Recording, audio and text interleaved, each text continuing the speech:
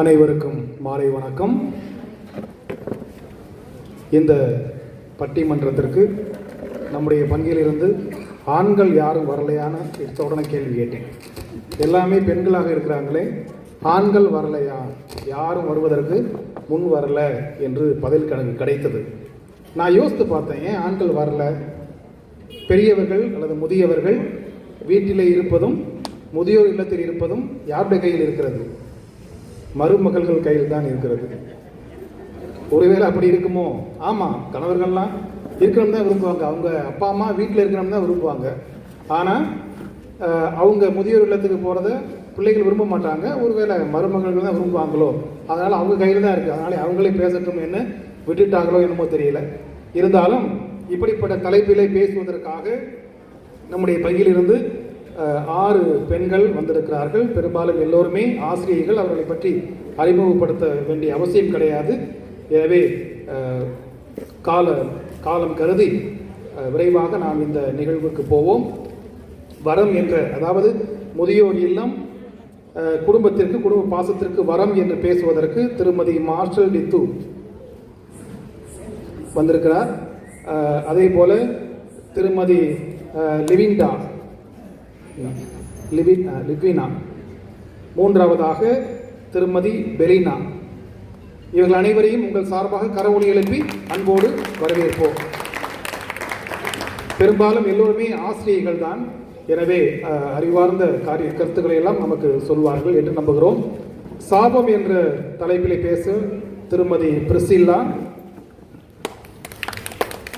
திருமதி கேத்ரின், திருமதி இசபெல்லா, இவர்கள் அனைவரையும் பலத்த கரவொலி எழுப்பி வரவேற்போம்.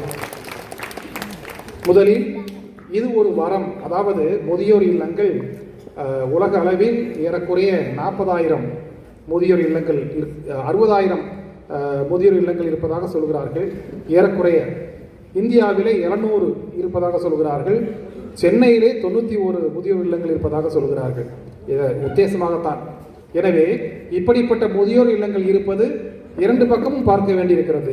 சில குடும்பங்களுக்கு அது வரமாக இருக்கிறது, சில குடும்பங்களுக்கு அது சாபமாக இருக்கிறது. எல்லாம் நம்முடைய கரங்களில் தான் இருக்கிறது. நாம் எவ்வாறு அவர்களை நடத்துகிறோம், அவர்களை நாம் பாரமாக நினைக்கிறோமோ பலமாக நினைக்கிறோமோ என்பதெல்லாம் நம்முடைய கரங்களில் தான் இருக்கிறது. எனவே அதை பற்றி பேசுவதற்கு முதலில் இது ஒரு வரம், முதியோர் இல்லங்கள் என்பது ஒரு வரம், பிளெஸிங் என்று பேசுவதற்கு திருமதி மார்ஷல் டித்து அவர்களை அழைக்கின்றேன். அவர்களுக்கு கொடுக்கப்பட்டிருக்கின்ற நேரம் 2 நிமிடங்கள் தான். லித்வினா பேசலாம், அன்றைக்கு பேசலாம். 2 நிமிடங்கள்.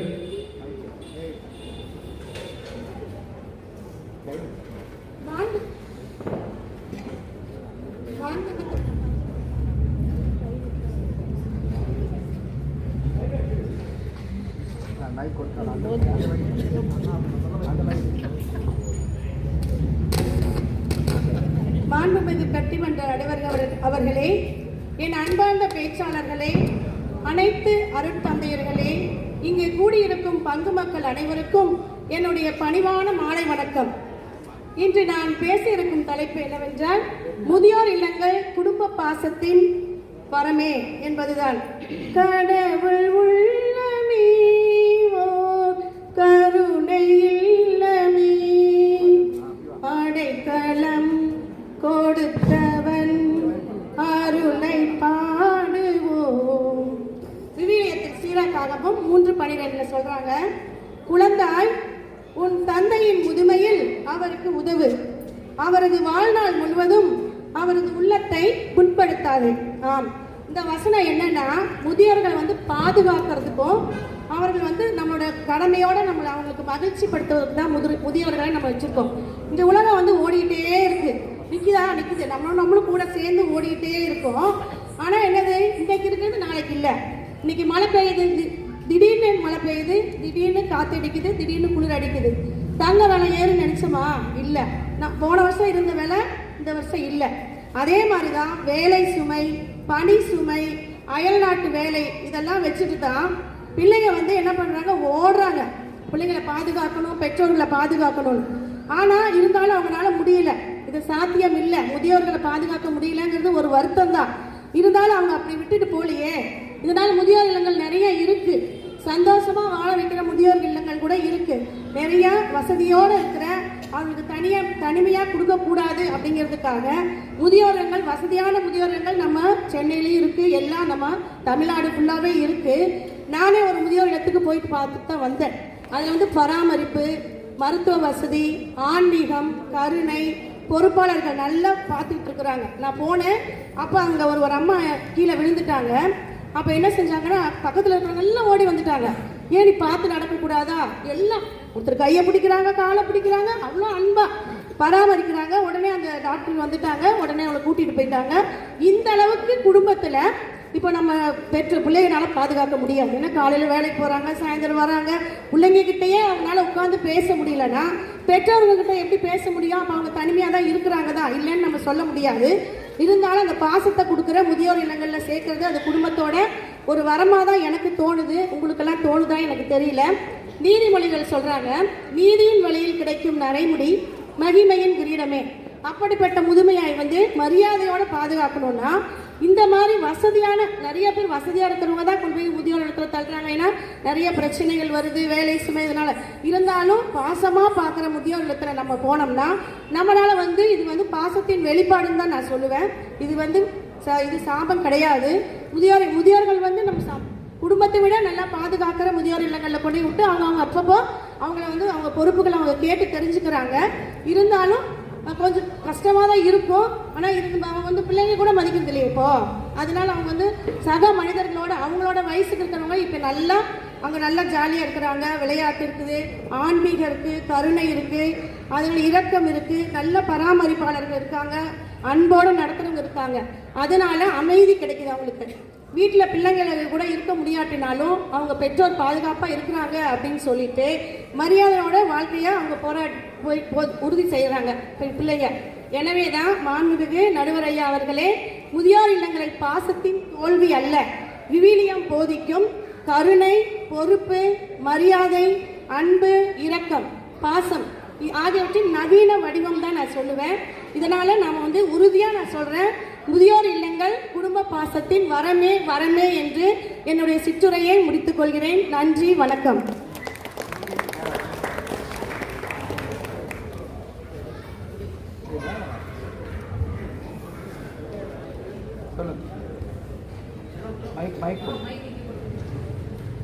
ஆன் பண்றது.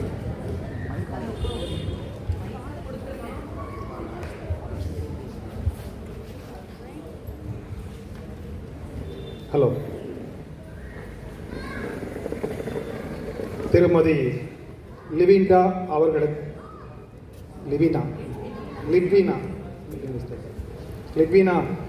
இறை வார்த்தையை கோட் பண்ணி, சீராக் ஆகமத்தில் இருக்கக்கூடிய அந்த இறை வார்த்தையை கோட் பண்ணி, நாம் உண்மையாகவே முதியோர்களை மதிக்கின்றோம் என்றால் அவர்களை நல்ல பாதுகாப்பும் பராமரிப்பும் இருக்கக்கூடிய முதியோர் இல்லத்தில் சேர்த்தால்தான் சரியாக இருக்கும் என்று வரமே என்று சொல்லி தன்னுடைய கருத்தை பதிவு செய்திருக்கிறார்கள். கரவொலி எழுப்பி அவர்களுக்கு பாராட்டுகளை நன்றியை தெரிவித்துக் கொள்வோம்.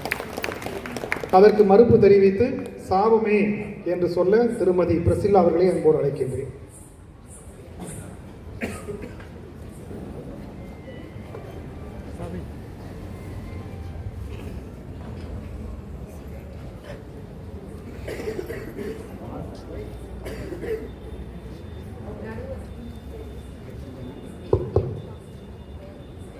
நடுவர் அவர்களே, என் அருமை உறவுகளே, வணக்கம்.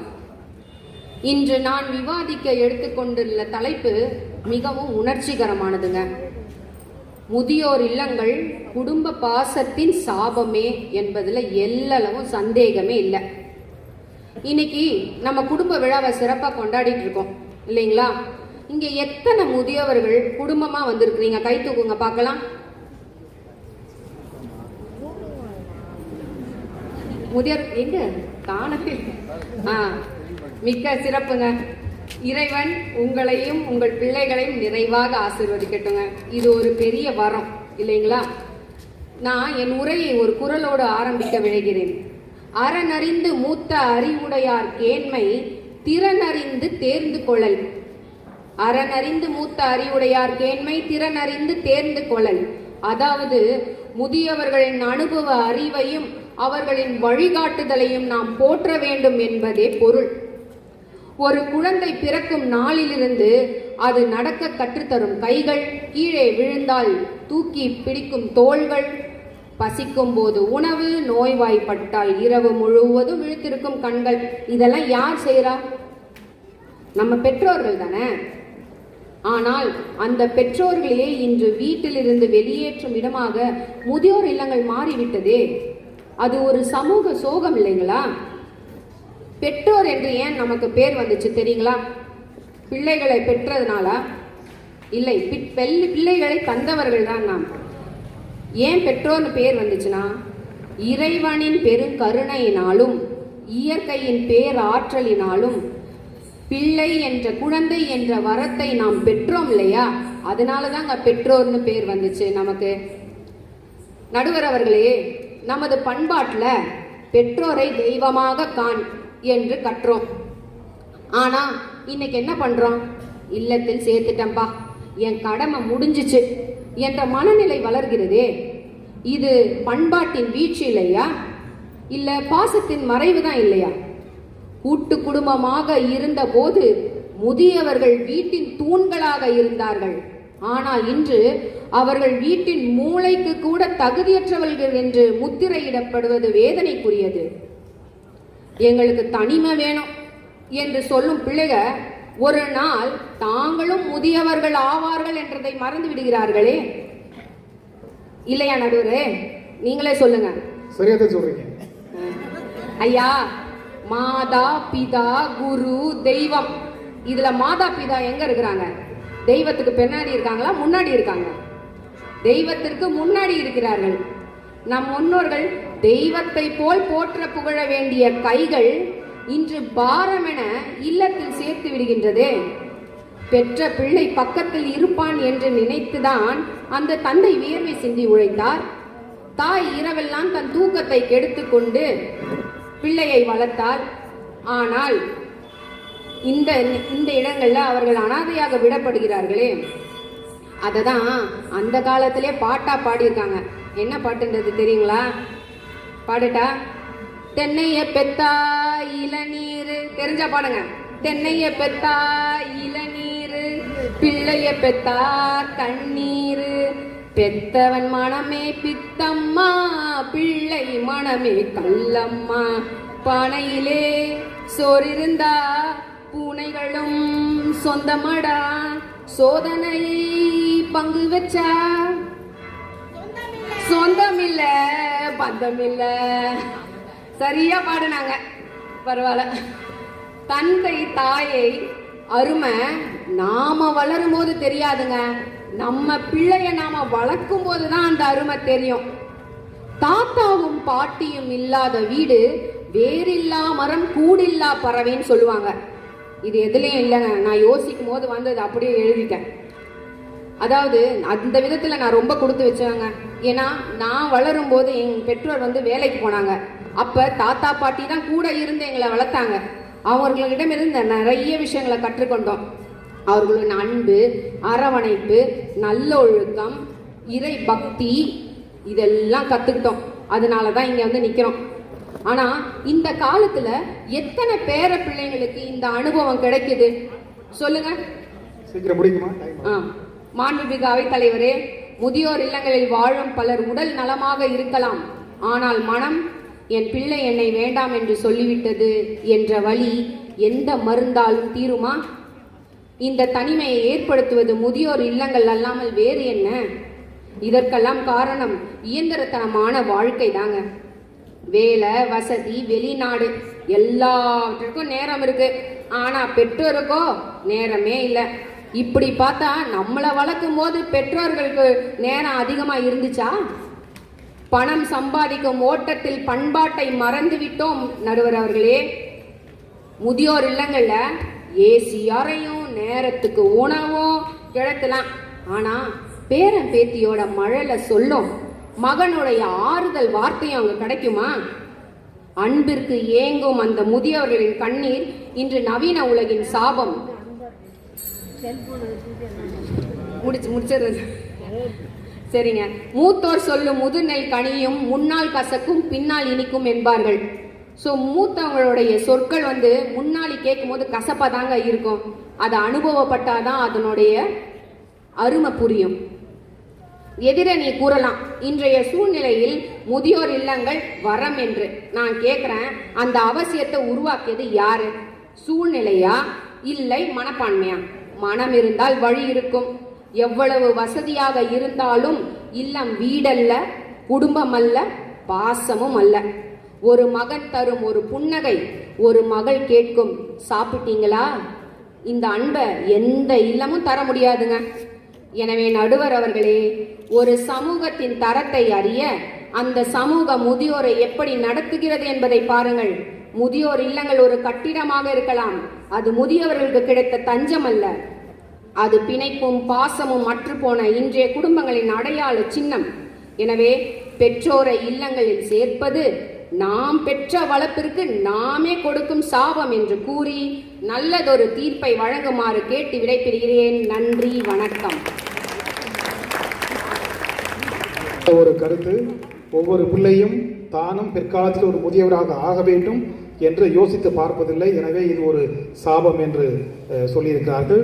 அவர்களுக்கு மறுப்பு தெரிவிக்க இந்த பக்கத்திலிருந்து வரமே என்று சொல்ல திருமதி மார்ஷல் அவர்களை அழைக்கின்றேன். 2 நிமிஷத்தில் முடியுமா? 8:3, 8:5 முடிக்கிறேன். கூடியுள்ள அனைவருக்கும் மாலை வணக்கம். நடுவர் அவர்களே, உங்களுக்கு சாபம் பிடிக்குமா, வரம் பிடிக்குமா? இது யாருக்குமா சொல்லுவாங்க சாபம் தான் பிடிக்கும்னா? அப்ப முதியோர் இல்லம் வரங்கள் தான் நமக்கு. நடுவர் தீர்ப்பு இப்பயே சொல்லியாச்சு. அந்த காலத்துல பழமொழி சொல்லுவாங்க, அம்மி கல்லுக்கு குளவி எவ்வளோ அவசியமோ அந்த அளவுக்கு குடும்பத்துல ஒரு கிழவி இருக்கிறது அவசியம் அப்படின்னு சொல்லுவாங்க. உங்க மாமனார் மாமியார் உங்க வீட்டுல இருக்காங்களா அல்லது முதியோர்களுக்கு விட்டு வந்துட்டீங்களா? ஆனா இப்ப நம்ம எந்தெந்த நவீன உலகத்துல அம்மிக்கல்லை எப்படி புறக்கணிச்சு வச்சிருக்கோமோ அதே மாதிரி முதியோர்களையும் நம்ம புறக்கணிக்க தான் செய்யறோம். அவர்களை நம்ம எதிரணி சொன்ன மாதிரி முதியோர் அவங்கள அவங்க தாத்தா பாட்டி வளர்த்தாங்கன்னாங்க. நம்ம பிள்ளைகளை வளர்க்குற ஒரு கேர்டேக்கரா மட்டும்தான் நம்ம குடும்பத்துல அவங்கள அனுமதிச்சு வச்சிருக்கோம். ஸோ அந்த ஒரு விதத்துல முதியோர் இல்லங்கள் அவங்களுக்கு அவங்களுடைய தேவைகளுக்கும் அவங்க நினைச்ச மாதிரி இருக்கிறதுக்கும் வரமாக தான் இப்போ இருக்குது. ஸோ அந்த வீட்டுக்கு ஒருத்தவங்க ஒரு தாத்தா பாட்டி இருந்து, தாத்தாவோ பாட்டியோ இருந்தால் என் பிள்ளைய பார்த்துக்குவாங்க, நாங்கள் 2 பேரும் வேலைக்கு போகிறோம் அப்படின்னு சொல்லிட்டு தான், அந்த ஒரு காரணத்துக்காக தான் நீங்கள் முதியோர் இல்லம் சாபம் அப்படிங்கிற கருத்துக்காகவே நீங்கள் வந்திருக்கிறீங்க. ஸோ அப்போ நீண்ட நாட்கள் வாழ்றது மட்டுமே இல்லை, அந்த முதியோர்கள் பாதுகாப்புடனும் கண்ணியத்துடனும் நடத்தப்படணும். முதியோர்களை எத்தனை பேர் கண்ணியத்தோட ஒரு புன்னகையோட நீங்க பாக்குறீங்க? கண்ணியத்தோட எத்தனை பேர் நடத்துறோம்? நமக்குள்ளே நாம கேட்டுக்கலாம். ஸோ அந்த கண்ணியம் இல்லாம என்னம்மா எப்ப பாரு நொய் நொயின்னு சொன்னதே சொல்லிட்டு இருக்க, 4 நாள் முன்னாடியே சொல்ல மாட்டியா மருந்து வேணும், அது வேணும், இது வேணும் அப்படின்னு எத்தனை பேர் நம்ம பேசுறோம். சரி, அவங்களுக்கு ஞாபகம் மறதி. பிள்ளைகளா நாம எவ்வளோ அவங்களுக்கு கேர் பண்றோம்? அது கிடையாது. அதே அந்த பாதுகாப்பா அந்த முதியோர் இல்லத்துல இருக்கும் பொழுது அவர்களுக்கு கொடுக்கப்பட்ட அந்த நர்ஸோ யாரோ என்ன பண்ணுவாங்க, இவங்களுக்கு டேப்லெட் முடியுது அப்படிங்கிறதும் அவங்களுக்கு சுகவீனம் வரும் பொழுது அவர்கள் பிள்ளைகளுக்கு தெரிவிக்கிறாங்க. ஸோ இந்த சாபம் வரமா மாத்துறது எப்ப அப்படின்னாக்க முதியோர் இல்லத்துல விடுறதுனால மட்டும் கிடையாது. முதியோர் இல்லங்கள் வரம் அப்படிங்கிறது பிள்ளைகள் அடிக்கடி போய் நம்ம பார்க்கும் பொழுது அது வரமாக தான் நமக்கு அமைகிறது. முதியோர்களை வணங்குவது ஆண்டவருக்கு சமம்னு அந்தோனிராஜ் ஐயா சொன்னாங்க. ஆண்டவரை வணங்குவதற்கு சமம் போல அவர்களை ஒதுக்குவதும் ஆண்டவரை ஒதுக்குவது போல. அப்படி ஒதுக்காம அவரை கனப்படுத்துற மாதிரி நம்ம முதியோர்களை கனப்படுத்தும் விதமாக இந்த முதியோர் இல்லங்கள்ல அவங்கள சேர்த்து அவங்கள தெய்வமா நம்மளுடைய பண்பாட்டை பேணி காக்கிற மாதிரி இருக்கணும். இந்த மனம் கல்லா போச்சு அப்படின்னு பாடல்லாம் பாடினாங்க. மனம் கல்லாக போவது எதனால? பெற்றோர்களுக்கும் பிள்ளைகளுக்கும் உள்ள கருத்து வேறுபாட்டால தான். இந்த கருத்து வேறுபாடு மருமகளுக்கோ இல்லை மற்றவர்களுக்கோ வர்றதுக்கு முன்பாகவே அவர்களுடைய தேவைகளுக்காகவும் அவர்களுடைய எல்லாவித தேவைகளை நிறைவேற்றப்படுவதற்காகவும் நம்ம முதியோர் இல்லத்தில் அனுமதிக்கிறதுல தப்பு கிடையாது. ஆனால் அந்த முதியோர் இல்லங்களில் நம்ம அவர்களை அடிக்கடி சென்று பார்க்கும் பொழுது மட்டும் அது வரமாக மாறும் என்று நடுவர் அவர்களுக்கு கூறி உரையை முடிக்கிறேன். நன்றி நன்றி. கரவொலி எழுப்புவோம்.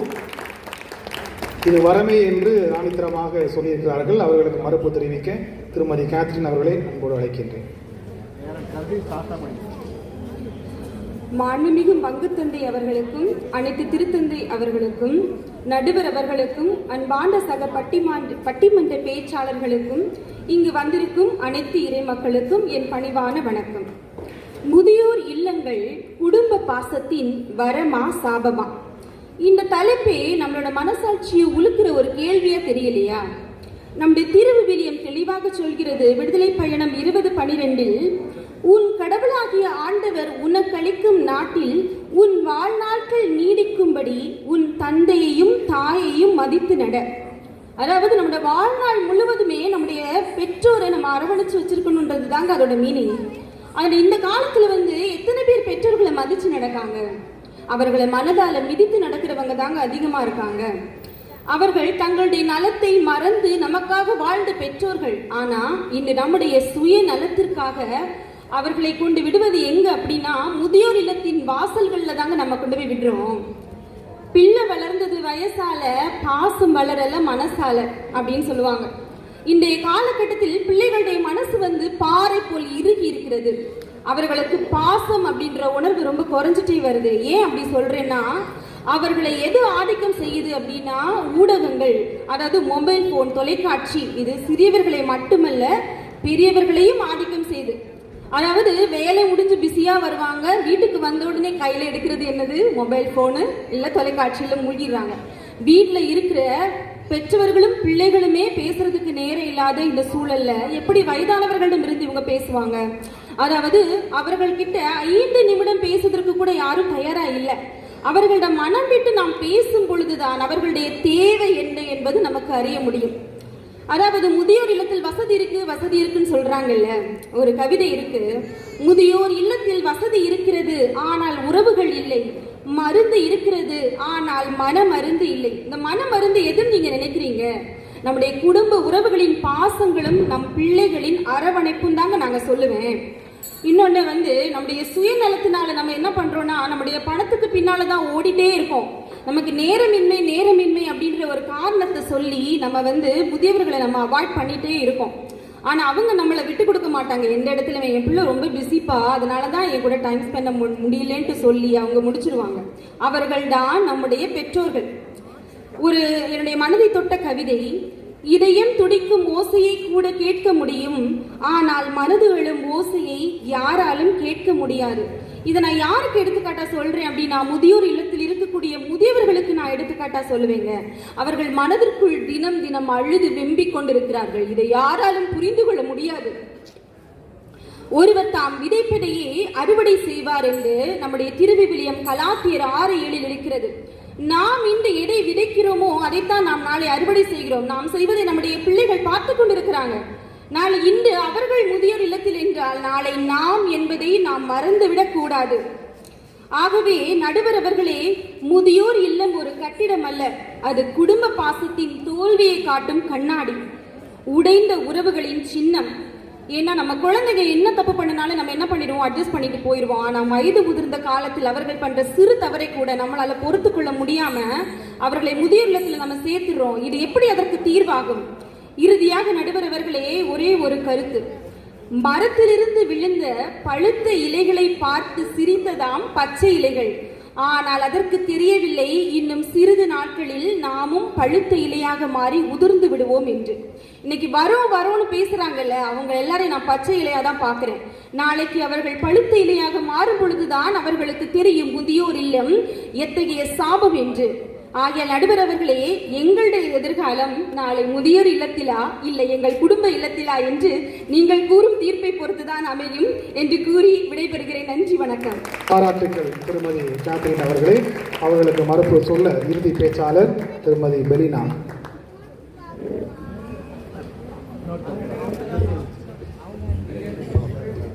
அங்கேருந்து பெல் அடிச்சு விடுங்க. நேரமின்மை காரணமாக நான் சிறிது கருத்துக்களையும் புள்ளி விவரங்களையும் உங்களிடையே பகிர ஆசைப்படுகிறேன். தலைவர் அவர்களே, முதலாவதாக ஒரு முதியோர் இல்லத்திற்கு நான் சென்றபோது நான் கண்ட ஒரு காட்சி. 70 வயது முதியவரிடம் ஒருவர் கேட்கிறார், என்னையா உன்னைய பார்த்துக்க ஆளே இல்லையா வீட்டுல? உடனே அந்த முதியவர் சொல்றாரு, தம்பி, என் பிள்ளைங்க 24 மணி நேரம் மொபைல்ல மூழ்கி கிடக்குறாங்க, ஆனா இங்கதான் என்னோட பேச மனுஷங்க இருக்கிறாங்கன்னு நான் இங்க வந்திருக்கிறேன்னு. நடுவர் அவர்களே, அவர்கள் எதிர்த்தரப்பினர் கூறும்போது அழகாக ஒரு கருத்து கூறினார்கள், பண்பாடு, இது நமது பண்பாடா? நான் கேட்கிறேன், நமது பண்பாட்டிலே, நமது தமிழ் கலாச்சாரத்திலே மருத்துவமனை உண்டா? கல்வி கூடங்கள் உண்டா? ஐடி கம்பெனி எங்கிருந்து வந்தது? இது எல்லாம் நமது பண்பாடும் இல்லை, நமது கலாச்சாரமும் இல்லை. காலத்திற்கு ஏற்றால் போல் பண்பாட்டோடு நாம் நடைபோட்டு கொண்டிருக்கும் ஒரு சூழலை உருவாக்கி கொண்டிருக்கின்றோம். அதுபோலதான் முதியோர் இல்லங்களும். 60 வயதிற்கு மேற்பட்ட முதியவர்கள் இந்தியாவிலே 60% பேர் வீடுகளில் தனிமையை அனுபவிக்கிறார்கள். இவர்கள் சொல்கிறார்கள், வீட்டிலே பிள்ளைகள், பேர பிள்ளைகள் மழலை சொற்கள் கேட்கிறது. இல்லை, அவர்கள் வீட்டில் தனிமையை அனுபவிக்கிறார்கள் என்று புள்ளி விவர பட்டியல் எடுத்து கூறுகிறது. அதே போன்று அவர்கள் கூறினார்கள், முதியோர் இல்லங்களிலே அவர்களுக்கு பல வசதிகளை ஏற்படுத்தி கொடுக்கலாம், ஆனால் அவர்களது மனநலம் எங்கு பாதிக்கப்பட்டிருக்கிறது என்று நான் கேட்கிறேன். உலக அளவிலே மேற்கொண்ட ஆய்விலே ஜெர்மனி ஆய்வாளர் ஒருவர் கூறுகிறார், வீடுகளிலே இருக்கும் 60 வயதுக்கு மேற்பட்ட முதியவர்களை விட முதியோர் இல்லங்களில் இருக்கும் முதியவர்களின் மனநிலை நிம்மதியாகவும் ஆரோக்கியமாகவும் இருக்கிறது என்று அவர் கூறுகிறார். அதுபோன்று இன்னொன்று ஒரு சிறிய கருத்தை மட்டும் கூறி முடிவு செய்கின்றேன். நமது திருவிவிலியத்திலே அழகாக குறிப்பிடப்பட்டிருக்கிறது, தந்தையாம் கடவுளின் பார்வையில் தூய்மையானதும் மாசற்றதும் பலவினர்களை கவனிப்பதே. முதியவர்கள் பலவினர்கள் தானே? ஆம், அவர்கள் பலவினர்கள் தான். உடல் அளவில் அவர்கள் பலவினவர்கள். அவர்களை கவனிக்கும் இடம் முதியோர் இல்லமாக இருந்தால் அது பாசம் இல்லாமையா, இல்லை பொறுப்போடு தான் பெற்ற பிள்ளைகள் எடுத்த ஒரு முடிவா? ஒரு சிறிய கருத்துடனே எனது உரையை முடிக்க ஆசைப்படுகிறேன். சில இடங்களில் குறைபாடுகள் உண்டு, ஆனால் ஒரு மருத்துவமனையில் ஒரு தவறு ஏற்பட்டால் எல்லா மருத்துவமனைகளும் மருத்துவமனை சாபம் என்று கூறுகின்றோமா? ஒரு பள்ளியிலே தவறுகள் ஏற்பட்டால் கல்வி நிலையங்கள் சாபம் என்று கூறுகின்றோமா? ஒரு சில முதியோர் இல்லங்களில் பிரச்சனைகள் உண்டு, அதை நாம் ஏற்றுக்கொண்டுதான் ஆக வேண்டும். ஆனால் எல்லா முதியோர் இல்லங்களும் பிரச்சனை என்று நாம் கூற இயலாது. முதியோர் இல்லம் குடும்ப பாசத்துக்கு மாற்று இல்லை, அது துணை. அது கைவிடுதல் இல்லை, அது கவனிப்பு. அது சாவும் இல்லை, இன்றைய வாழ்க்கை முறைக்கு தேவையான மனித நேயத்தின் வரம். ஆம், நம் கலாச்சாரத்திலே நாம் நடைபோட்டு கொண்டிருக்கும் கூட்டு குடும்பமா அணு குடும்பமா? நாம் எந்த கலாச்சாரத்திலே நாம் நடைபோட்டு கொண்டிருக்கின்றோம்? அன்றைய காலகட்டத்திலே நாம் கிராமத்தில் இருந்து பணி செய்து கொண்டிருந்தோம், இன்று நகரத்தில். அன்று ஒரே குடும்பத்திற்கு ஒரே பணி என்று நியத்தம்.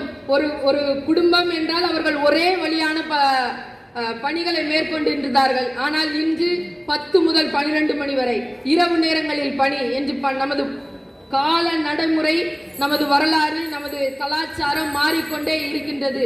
குடும்ப பாசம், அது வீட்டில் வைத்தால் பாசம், பாதுகாப்பான இடத்தில் வைத்தால் அது பொறுப்பு. பாசம் பொறுப்பு இரண்டும் சேர்ந்தால்தான் முழுமையான குடும்பம். அதனால் மீண்டும் ஒரு முறை உறுதியாக சொல்கிறேன், முதியோர் இல்லங்கள் குடும்ப பாசத்தின் சாபம் அல்ல, அது நமது காலம் கேட்டுக்கொண்ட வரம் என்று எனது உரையை முடிக்கிறேன். நன்றி. நன்றி. நன்றி திருமதி வலிதா அவர்களே. இறுதியாக இது சாபமே என்று கூற திருமதி இசபெல்லா அவர்களை அழைக்கின்றேன். 2 நிமிடங்கள். அனைவருக்கும் என் இனிய வணக்கம். நம்முடைய திருவிவிலியத்தில் சீராக் அதிகாரம் 3 இறைவசனம் 12 அதுல என்ன சொல்றதுன்னா, உன் தந்தையின் முதுமையில் அவருக்கு உதவு, அவரது வாழ்நாள் எல்லாம் அவர் உள்ளத்தை புண்படுத்தாதே. நம்ம பெற்றோர்கள் முதியவர்கள் ஆயிட்ட பிறகு அவர்களுக்கு உடல்நிலை குறைவு ஏற்படலாம், இல்லை ஞாபக மறதி இருக்கலாம். அதனால நம்ம அவங்கள விட்டுட முடியுமா? நம்ம சிறு வயதில் நம்மளை பார்த்து பார்த்து வளர்த்தவங்க, கண்ணீர் சிந்தி வேர்வை விட்டு நம்மளை வளர்த்தவங்களை நம்ம எப்படி அவங்கள நம்மளை விட முடியும்? அவங்க நம்ம பாதுகாக்கணும். அவங்க வயதான காலத்தில் நம்ம அவங்கள பாதுகாப்பது தான் மிகப்பெரிய நமக்கு ஒரு கடமை. நமது பெற்றோர்கள் நமது வாழ்க்கையில மிகப்பெரிய ஒளி, பெரிய தூண்களாக இருக்கிறாங்க. முதல்ல முதியோர்கள்னா யாரு நம்ம தெரிஞ்சுக்கணும். அவங்க யாரு தெரியுமா? அவங்க யாரும் இல்லை, நம்ம வீட்டின் மூத்த குழந்தைகள், மருத்துவத்தின் மேதைகள், கதைகளின் சொந்தக்காரர்கள், சுருக்கு பையின் சொத்துக்காரர்கள், அனுபவத்தின் ஏணிகள். எல்லாத்துக்கும் மேல அவங்க வேற யாரும் இல்லைங்க, நம்ம விலை மதிக்கப்படாத ஒரு மிகப்பெரிய சொத்து. ஆமா தானேங்க? அவங்க மிகப்பெரிய நமக்கு சொத்து. நம்ம வீட்டில் நம்ம சொத்து இருந்தால் நம்ம என்ன பண்ணுவோம்? அந்த சொத்தை வேண்டாண்டு விட்டுட்டு நம்ம அதுக்கு ஒரு மதிப்பு கொடுப்போம், ஒரு வேல்யூ இருக்கும், அதை நம்ம பராமரிப்போம் இல்லைங்களா? அதே மாதிரி நம்ம வீட்டில் இருக்கும் நம்ம முதியவர்கள் தான் நமக்கு மிகப்பெரிய சொத்து. நம்ம எதிரணியர் சொன்னாங்க, அவங்களுக்கு ஃபர்ஸ்ட் ஆஃப் ஆல் அவங்களுக்கு தெரியல முதியவர்கள் விலை மதிக்கப்படாத சொத்துன்னு அவங்களுக்கு தெரியல. அதனால தான் அவங்க முதியோர் இல்லத்தில் விட்டு அது ஒரு வரம், ஒரு ஆசீர்வாதம்னு சொல்றாங்க. அது எப்படி சொல்ல முடியும்? அது வரமும் இருக்காது, மிகப்பெரிய சாபம். அவங்க சிந்தும் ஒவ்வொரு கண்ணீரும் வேதனையும் நமக்கு ஒரு சாபமாதான் இருக்கும். அவங்க சொல்றாங்க பெரிய ஏசி ரூம் இருக்கு, வசதி இருக்கு, அவங்க ஏஜ் குரூப்புக்குள்ள நல்லா விளையாடுறாங்க, பேசுறாங்க அப்படின்னு சொல்றாங்க. ஆனா அவங்க நிலையில எவ்வளவு பாதிக்கப்பட்டிருக்காங்க நம்ம போய் கேட்டதான் அவங்களுக்கு தெரியும். ஒவ்வொரு நாளும் ஒவ்வொரு அந்த வாசப்படியில் நின்று இன்னைக்கு என் மகன் வருவானா, என்னை பார்க்க வருவானா, என்னைக்காவது என்னை கூப்பிட்டு போவானா, நான் என்ன தப்பு செஞ்சேன், ஏன் இந்த முதியோர்கள் என்னை இந்த இதில் விட்டுட்டாங்க அப்படி ஒவ்வொரு நாளும் ஏங்கும் அந்த கண்ணீருக்கு அது ஒரு சாபம் தாங்க, இல்லைங்களா? ஆமா, அவங்க ஒவ்வொரு நாளும் நினைப்பாங்க, அப்பான்னு கூப்பிட யாருமே இல்லையே, அதாவது குழந்தைங்க பேரு குழந்தைங்க அரவணைக்க யாரும் இல்லையே, என்னை கூப்பிட்டு போக மாட்டாங்க. சிந்து ஒவ்வொரு கண்ணீரும் அது ஒரு அர்த்தம் தாங்க இருக்கு. இப்போ அன்பு மகளே, ஒரு முதிர் இல்லத்துல, இது மட்டும் சொல்லிக்கிறேன், ஒரு முதிர் இல்லத்துல ஒரு தாய் எழுதும் கடிதம். அன்பு மகனே, நீ சிறியவனாக இருக்கும்போது உன் விரல் பிடித்து நடந்த அந்த கைகளால் என் கண்ணீரோடு எழுதும் கடிதம். இந்த கடிதத்தை நீ படிக்கும்போது உன் மகனுக்கு தெரியாமல் படி, ஏனென்றால் நீயும் பிற்காலத்தில் எழுதாமல் இருக்க. ஸோ நம்ம என்ன விதைக்கிறோமோ அதுதான் நம்ம அறுவடை செய்வோம். ஸோ பிறக்கும் போது மகன் தந்தைக்கு குழந்தை ஆகிறான், ஆனால் இறக்கும் போது தந்தை மகனுக்கு குழந்தை ஆகிறான். நடுவர் அவர்களே, கடைசியாக சிந்திக்கும் ஒரு கேள்வி நான் கேட்கிறேன். முதியோர் இல்லத்தில் விட்டால் நாளை உங்கள் பிள்ளைகள் உங்களை எங்கே வைப்பார்கள்? அனைவரும் சிந்தித்து ஒரு தெளிவான முடிவை நீங்கள் கொடுக்கும்படி நான் கேட்டுக்கொள்கிறேன். இன்னொரு விஷயம் சொல்லணும், முதியோர் இல்லங்கள் பிரச்சனை இருக்குன்னு சொன்னாங்க, அவங்களே ஒத்துக்கிறாங்க. முதியோர் இல்லைன்னா பிரச்சனை இருக்கணும், அவங்களே ஒத்துக்கிறாங்க. ஸோ அந்த பிரச்சனை இருக்கும் இடத்துல எதுக்கு நீங்கள் முதியோர்களை விடணும்? நம்ம வீட்டிலே இவனும் சொல்கிறாங்க, நீ மருந்து வாங்க காசு வேணுமா அதெல்லாம் கேட்குறாங்க. அப்படிலாம் கேட்டால் கூட, ஆனால் அவங்களுக்கு மனவேதனை இருந்தால் கூட, வீட்டில் மனவேதனை இருந்தால் கூட பேர பிள்ளைங்களாம் பார்க்கும்போது அவங்க மனசில் ஒரு அன்பும் பராமரிப்பும், நம்ம ஒரு பாதுகாப்பாக இடத்துல இருக்கிறோம், நம்ம வீட்டில் இருக்கிறோம் அப்படின்னு ஒரு உணர்வு வரும், ஒரு சந்தோஷம். கடைசி காலத்தில் நம்ம எல்லா குடும்பத்தோடு இருக்கிறோமே அந்த உணர்வு வரும். ஸோ நடுவர்களே ஒரு சரியான தீர்ப்பு வழங்கும்படி கேட்டுக்கொள்கிறேன். நன்றி. மீண்டும் ஒரு முறை 6 இல்லத்தரசிகளுக்கும் கரவொலி எழுப்பி நம்முடைய நன்றிகளை பாராட்டுகளை தெரிவித்துக் கொள்வோம்.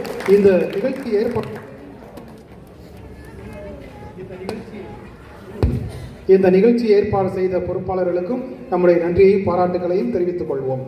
நான் அமெரிக்காவில் முதியோர் இல்லத்துக்கு போய் ஒரு சாம்பியனாக வேலை செய்யக்கூடிய ஒரு வாய்ப்பு எனக்கு கிடைத்தது. அங்கே போஸ்ட் டாக்டரேட் பண்ணும்போது இந்த வீக்கெண்டில் அங்கே பணி செய்ய எனக்கு வாய்ப்பு கிடைத்தது. அந்த முதியோர் இல்லத்தை பார்க்கும்போது இவங்க பேசினதெல்லாம் எனக்கு நல்ல ஞாபகத்துக்கு வருது. அது ஒரு பெரிய வரமாக தான் இருக்குது.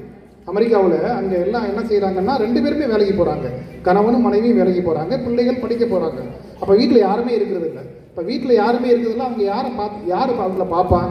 எனவே எல்லா விதமான வசதிகளும் அங்கே டெய்லி அவங்க மாசு பார்க்கறதுக்கு இடம் இருக்குது, நர்ஸ் இருக்கிறாங்க, விளையாடுறதுக்கு அந்த விளையாட்டு இருக்குது, எல்லா விதமான எக்ஸசைஸ் எல்லாமே இருக்குது. எல்லாமே தங்கள் மற்ற முதியோரோடு பழகக்கூடிய ஒரு வாய்ப்பு கிடைக்கிறது. இப்படிப்பட்ட எல்லா சகல வசதிகளும் உள்ள, ஆனால் பே பண்ணணும். அவங்க பே பண்ணி அவங்க விரும்பி தான் போய் சேர்த்து விடுறாங்க. அதே மாதிரி வீக்கெண்டில் சனி ஞாயிறுலாம் பார்த்தீங்கன்னா அவங்க போய் அவங்க அப்பா அம்மாவோட கூட இருந்து அவங்களோட நேரம் செலவிடுறாங்க. அதை நான் நேரே கண்டேன்.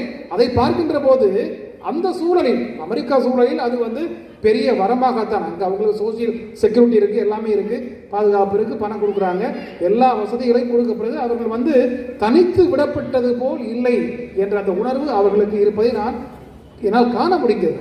அப்படி பார்க்கின்ற போது இந்த முதியோர் இல்லங்கள், இப்படி வசதி படைத்த முதியோர் இல்லங்கள் பிள்ளைகளுக்கு பாரமாக இல்லாமல் அவங்க பாட்டுக்கு இருக்க, அப்பப்போ வரப்போக பேசக்குள்ள இருக்கும்போது அது ஒரு வரம் தானே என்று நமக்கு நினைக்க தோன்றுகிறது. இது அமெரிக்க சூழல், இது அங்கே உள்ள ஒரு சூழல். அது ஒரு மாதிரி, நம்ம நாட்டில் இது ஒரு மாதிரி. ஒரு மாதிரி எல்லாம் ஒரு மாதிரியே தவிர ஒரே மாதிரி இல்லை. ஒருத்தன் பைத்தியக்கார ஆஸ்பத்திரி போய் தன்னுடைய டாக்டர் ஃப்ரெண்டை பார்க்க போனார். அங்கே போகும்போது ஒரு மனநிலை பாதிக்கப்பட்டவர் பிரேமான்னு சொல்லிகிட்டே இருந்தாராம். ஏன் பிரேமானே இந்த ஆள் சொல்லிட்டு இருக்காரு கேட்டால், பிரேமாங்கிற பொண்ணை அவன் விரும்பினா, காதலித்தான், அவளை கல்யாணம் பண்ண முடியல, பைத்தியம் ஆகிட்டான், அதனால இங்கே ஒன்றா சேர்த்துட்டாங்க. அப்படி நடந்து போயிட்டு இருக்கும்போது இன்னொருத்தரும் பிரேமானே சொன்னார். இவர் ஏன்டா பிரேமா, இவரும் பிரேமாங்கிற பொண்ணை கல்யாணம் பண்ணாம பைத்தியம் ஆயிட்டாரான்னு கேட்டா, இல்ல, பிரேமாங்கிற பொண்ணை கல்யாணம் பண்ணதுனால அவர் பைத்தியம் ஆயிட்டார். பிரேமா, இதுவும் பிரேமா அதுவும் பிரேமா, இது ஒரு மாதிரி 60 மாதிரி.